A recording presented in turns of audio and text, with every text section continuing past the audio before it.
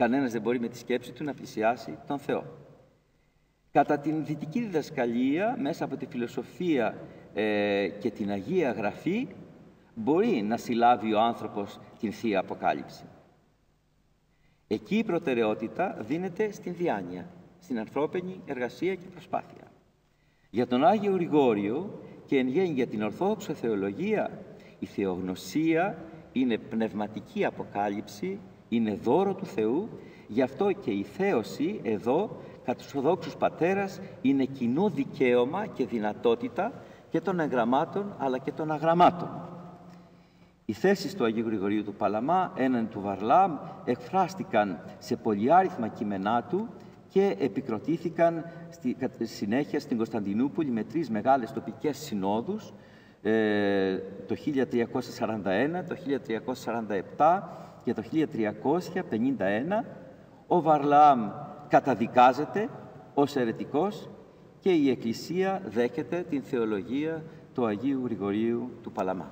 Επομένως, ανακεφαλαιώνοντας, πατέρα Μεθόδιε, θα λέγαμε ουσιαστικά ότι έρχεται ο Βαρλάμ στην Κωνσταντινούπολη και στη Θεσσαλονίκη αργότερα για να υποστηρίξει πως μπορώ να φτάσω στον Θεό κατανοώντας Τον με τις ανθρώπινες δυνάμεις, και από την άλλη ο Άγιος Γρηγόριος του Παλαμάς... Δεν υποστηρίζει αυτό, λέει ότι γνώση. Είναι δυνατόν ο άνθρωπος να προσπαθήσει έτσι, αλλά δεν θα φτάσει στον Θεό. Θα φτάσει στην ανθρώπινη πραγματικότητα πάλι, θα καταλήξει στον εαυτό του. Για να θεωθεί ο άνθρωπος, διότι εμείς πιστεύουμε ότι έγινε ο Θεός άνθρωπος για να θεοποιήσει τον άνθρωπο. Μέσα στην Εκκλησία, μέσα από τα μυστήρια, δια της μετανοίας, της εξομολογήσεως, του ταπεινού φρονήματος και της ασκήσεως της εν Χριστώ ζωής. Αυτό για τον Άγιο Γρηγόριο τον Παλαμά είναι ξεκάθαρο. Δεν δέχεται ο Άγιος Γρηγόριος ότι είναι ένας δεύτερος τρόπος ζωής ή θεωρήσεως του Θεού και κοινωνίες, αν θέλετε, του ανθρώπου με τον Θεό, ο άλλος τρόπος. Λέει ότι είναι δυνατόν να κάνει κάτι τέτοιο ο άνθρωπος, αλλά θα φτάσει πάλι στον εαυτό του. Και όταν αντικρούει τον Βαρλάμ, τον αντικρούει πολύ έτσι απλά, βέβαια με βαθιά νοήματα, αλλά προσπαθεί να αναπτύξει τη σκέψη του για να του δώσει να καταλάβει ότι αυτό το οποίο σκέπτεται και το οποίο πρεσβεύει δεν είναι η ορθόδοξη άποψη. Να φύγουμε λίγο από το θεολογικό πλαίσιο. Σας κάνω, από αυτά που λέτε μου γεννάτε ένα ερώτημα. Μήπως ο Βαρλάμ, που έχει σχέση και καταγωγή από την Δύση, ακριβώς, έρχεται να υποστηρίξει τις απόψεις και τον πολεμά τις απόψεις αυτές ο Άγιος Γρηγόριος, γιατί βρισκόμαστε σε μια πάρα πολύ δύσκολη στρατιωτικά και πολιτικά κατάσταση για το Βυζάντιο. Επομένως, πολεμώντας το Βαρλάμ, πολεμάμε και τη Δύση σε ένα άλλο επίπεδο, πέρα από το θεολογικό. Υποβόσκηκε και μια τέτοια κατάσταση που δεν μπορώ να πιστέψω, δεν έχω ερευνήσει και το θέμα, αλλά δεν μπορώ να πιστέψω ότι ο Άγιος σκεπτόταν κάπως έτσι. Ο Άγιος υποστήριξε την άποψη της Ορθοδόξου ζωής, τη ζωή της Ορθοδόξου Εκκλησίας εξέφρασε, το βίωμά του. Αυτό άλλωστε ήταν και το αποτέλεσμα όλων των συνόδων. Όταν παρουσιαζόταν ένας αιρετικός, η Εκκλησία εξέφραζε το βίωμά της. Τα δόγματα της Εκκλησίας μας εκφράζονται ως το βίωμα της Εκκλησίας, το οποίο προϋπάρχει και το οποίο μπροστά στον κίνδυνο και μπροστά στην απειλή της αιρέσεως αντιτάσσεται για να κρατηθεί αυτή η ορθόδοξη διδασκαλία και η ορθόδοξη παράδοση, την οποία έχουμε εμείς εδώ στην Εκκλησία μας και την τηρούμε με απόλυτο σεβασμό, χωρίς να αλλάξουμε τίποτα. Και σήμερα οι Δυτικοί αναγνωρίζουν αυτόν τον θησαυρό, τον οποίο έχουμε στην Ορθοδοξία, και πολλοί κάποτε αποφασίζουν να γίνουν μέλη της Εκκλησίας μας, να χριστούν ή να βαπτιστούν για να μετέχουν αυτής της εν Χριστώ ζωής και της πληρότητος την οποία ζει ένας Ορθόδοξος χριστιανός. Άλλωστε έχετε τέτοιες εικόνες από ό,τι γνωρίζω, τέτοιες εμπειρίες, καθώς ζούσατε στο εξωτερικό για πολλά χρόνια, οπότε είχατε έρθει σε επαφή με τους καθολικούς, αλλά και με άλλες ομολογίες χριστιανικές και φαντάζομαι θα είχε ενδιαφέρον εκεί το θέμα του Αγίου Γρηγορίου του Παλαμά.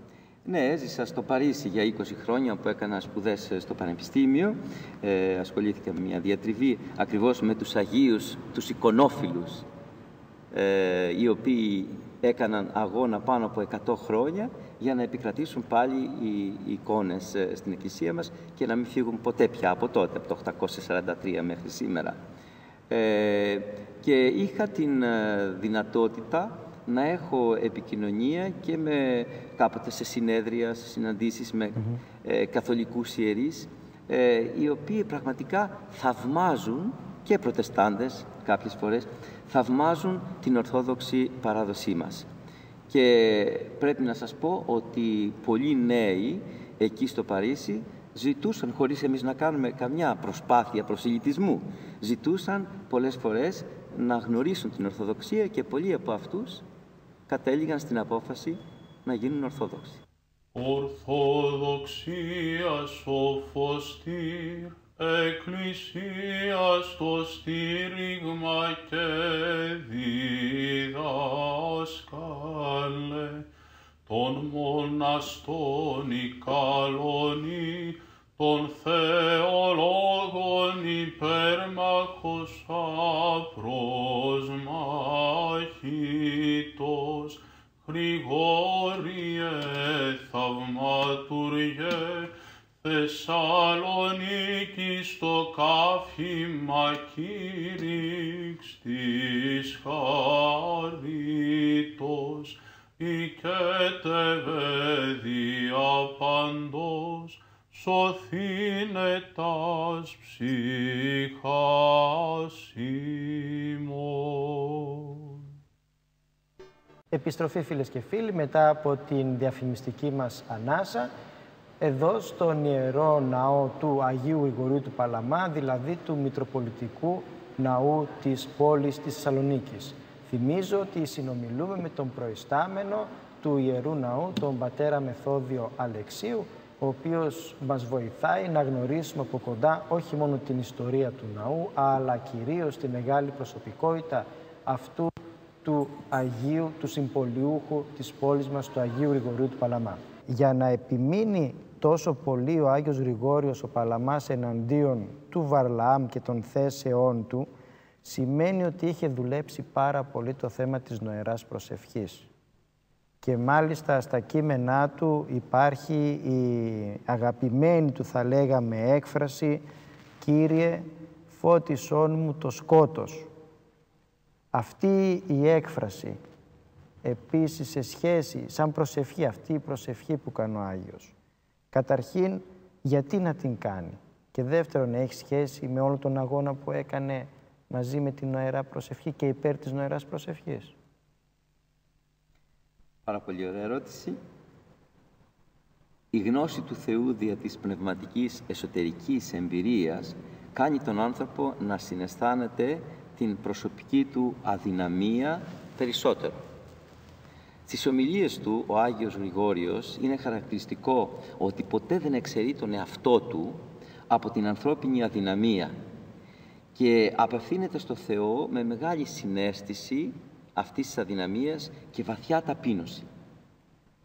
Επιπροσθέτως, όσο προχωρούσε ο Άγιος στην κοινωνία του με το Θεό δια της νοεράς προσευχής, τόσο συναισθανόταν όχι μονάχα τις πράξεις ή τις σκέψεις του, όπως συμβαίνει με εμάς τους περισσότερους χριστιανούς, αλλά μπορούσε να συλλάβει όλες τις κινήσεις της καρδίας και με συντριβή και ταπείνωση να ζητεί από τον Θεό, βλέποντας το φως του Θεού το οποίο αποκαλυπτόταν εσωτερικά στον ίδιον, να συναισθανθεί το δικό του σκοτάδι σε σχέση με το φως αυτό, να ταπεινωθεί ακόμα περισσότερο και με συντριβή πολύ και ταπείνωση να φωνάζει στον Θεό «Κύριε Ιησού Χριστέ, Υιέ του Θεού, ελεησόν με», και στην Παναγία «Υπεραγία Θεοτόκε, φώτισόν μου το σκότος».